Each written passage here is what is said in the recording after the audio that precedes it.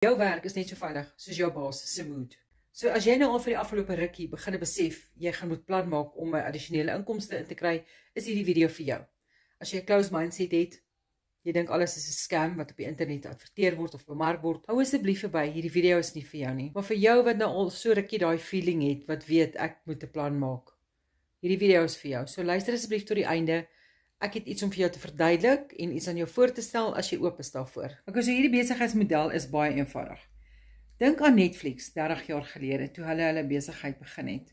Imagine hulle het vir elkeen van hulle nuwe members elkeen 'n affiliate link gegee en vir jou gesê, as jy dit deel met jou vriende en familie en jou vriende en familie skryf in met jou affiliate link, sal die maatskappy vir jou 'n upfront commission gee en ook ietsie kleins elke maand terwyl jou familie en vriende hulle subskripsies betaal. Netflix het oor die 300 miljoen subscribers. Imagine, jy sou soos Scrooge McDuck in sy money vault rondgeswem het in geld.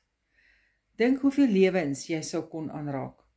Dink net wat se toekoms jy dalk vir jou kinders sou kon bou met soveel geld. Maar ongelukkig het Netflix dit nie gedoen nie, maar die maatskappy by wie ek betrokke is, doen dit wel.